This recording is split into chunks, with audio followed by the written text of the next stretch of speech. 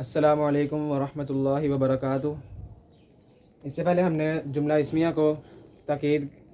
میں تاکید کا مفہوم سمجھا تھا۔ آج ہم جملہ اسمیہ کو نافیہ بنانا سیکھیں گے۔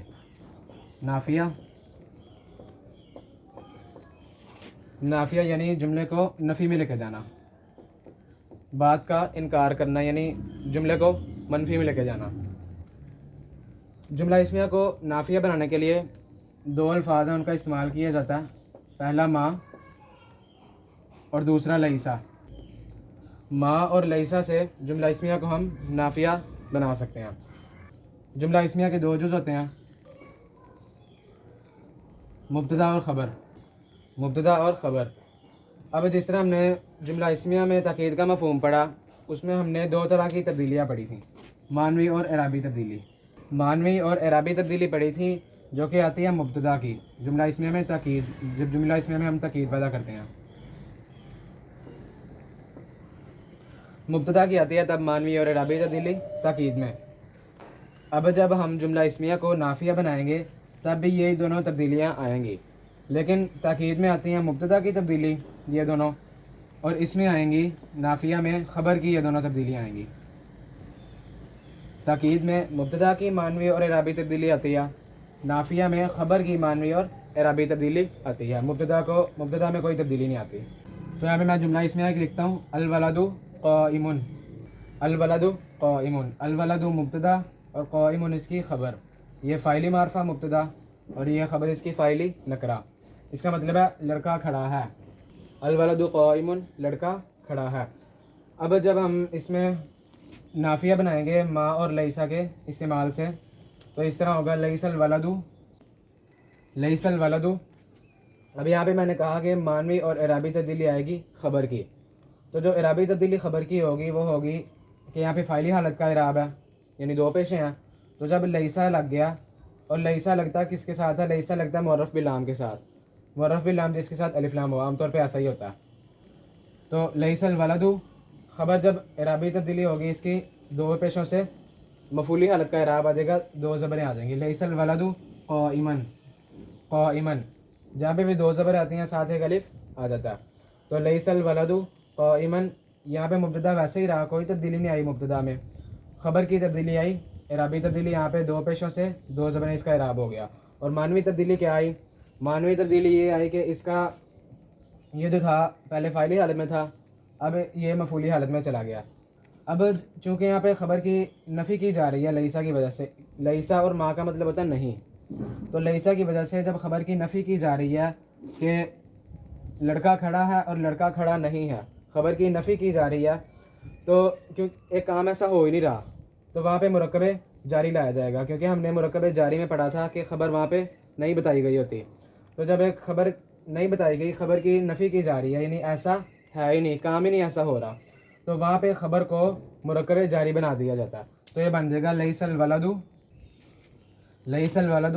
اب یہاں پہ حرف جار لگے گا، اور حرف جار سے جو اس کی خبر ہوگی وہ مجرور بن جائے گی، تو یہاں پہ با حرف جار کا استعمال ہوگا، بقائم، لیس الولد بقائم۔ یہاں پہ پہلے تھا قائم، لڑکا کھڑا ہے، لیسا کی وجہ سے معنوی اور اعرابی تبدیلی آئی خبر کی، تو بن گیا لیس الولد قائما۔ اب چونکہ خبر کی نفی کی گئی کہ ایسا کام ہے ہی نہیں، یعنی ہو ہی نہیں رہا ایسا کام، تو لیس الولد بقائم، خبر کو مرکب جاری بنا دیا گیا، تو با حرف جار، یہاں یہ با حرف جار ہے اور یہ قائم اس کا مجرور ہے، اور یہ خبر ہے جو کہ مرکب جاری بنے گیا۔ اب اس کا مطلب بنے گا لڑکا کھڑا نہیں ہے، یہاں پہ نہیں لیسا کا مطلب، یہ لیسا کا ترجمہ۔ یہ جو جملہ تھا لیس الولد قائما، یہ غلط ہے، یہ میں نے صرف سمجھانے کے لیے بتایا تھا کہ خبر مفعولی حالت میں گئی پہلے، پھر اس کو مرکب جاری بنا دیا گیا۔ اب ہم قرآن مجید کی مثالوں سے بھی اپنی بات کو واضح کر لیتے ہیں۔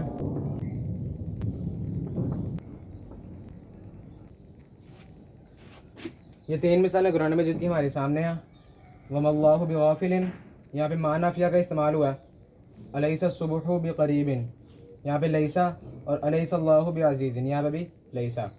تو یہاں پہ دیکھیں، اللہ مبتدا اور بغافل اس کی خبر ہے، یہ مرکب جاری بنی ہوئی ہے، ما نافیہ، تو وما اللہ بغافل، پہلے تھا غافل، پھر بن گیا غافلا، جب ما کا استعمال ہوا، ما نافیہ کا استعمال ہوا، غافلا بن گیا، کیونکہ معنوی اور اعرابی تبدیلی آ گئی خبر کی، پھر چونکہ ایک بات کی نفی کی گئی تو اس کو مرکب جاری خبر کو مرکب جاری بنا دیا گیا. تو وما اللہ بغافل، اور نہیں ہے اللہ غافل، اور اللہ غافل نہیں ہے. تو یہ ماں کا مطلب اس میں نہیں آ رہا.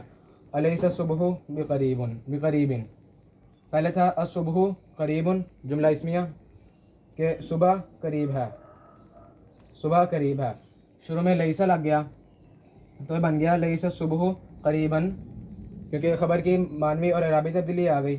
پھر خبر کی نفی کی گئی تو خبر کو مرکب جاری با کی وجہ سے مرکب جاری بنا دیا گیا.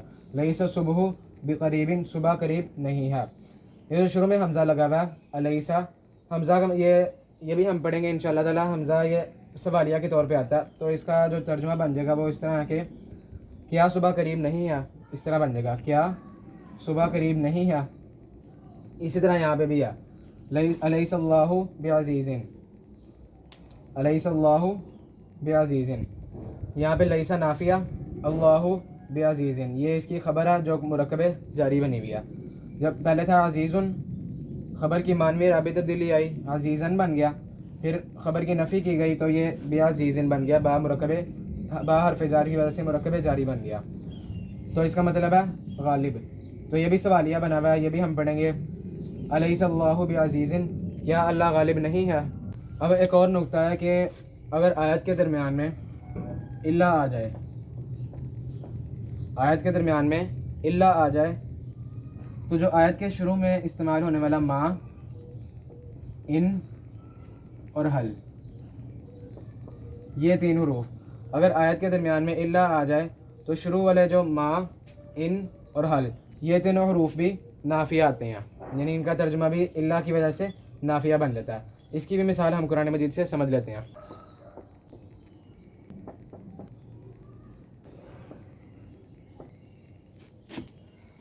یہ تین مثالیں ہیں قرآن مجید کی. وما محمد الا رسول ان هذا الا قول البشر هل هذا الا بشر مثلکم. اب یہاں پہ دیکھیں ان تینوں آیتوں کے درمیان میں الا آ رہا ہے، الا یا ان دونوں آیتوں میں بھی. تو جو شروع میں ما استعمال ہوا ہے یہ نافیہ آ جائے گا، یہاں پہ بھی ان نفی کا ترجمہ دے گا، اور یہاں پہ حل بھی نافیہ کا ترجمہ دے گا. تو اس کا مطلب بن جائے گا الا کا مطلب ہوتا ہے مگر، ما نافیہ یعنی نہیں، وما محمد اور نہیں محمد، الا رسول مگر ایک رسول. اسی طرح ان ھذا نہیں ہے، الا مگر قول البشری بشر کا قول، نہیں ہے مگر بشر کا قول. تو یہاں پہ الا کی وجہ سے ان اور ما دونوں نافیہ آ گئے. یہاں پہ بھی اس طرح ہی ہے، هل ھذا نہیں ہے، الا بشر مثلکم مگر آدمی تمہارے جیسا، مگر بشر تمہارے جیسا. یہاں پہ بھی الا کی وجہ سے حل نافیہ استعمال ہوا. تو یہ جملہ اسمیہ کو نافیہ بنانا سیکھے ہم نے آج. اس کے بعد ہم انشاءاللہ تعالی جملہ اسمیہ میں اس میں معرفہ کی اقسام کا استعمال پڑھیں گے، جیسے ہم نے مرکب اضافی میں اس میں معرفہ کی اقسام کا استعمال کیا تھا. اللہ تعالیٰ سے دعا ہے کہ ہم سب کو قرآن مجید پڑھنے، سمجھنے اور اس پر عمل کرنے کی توفیق عنایت فرمائے. آمین.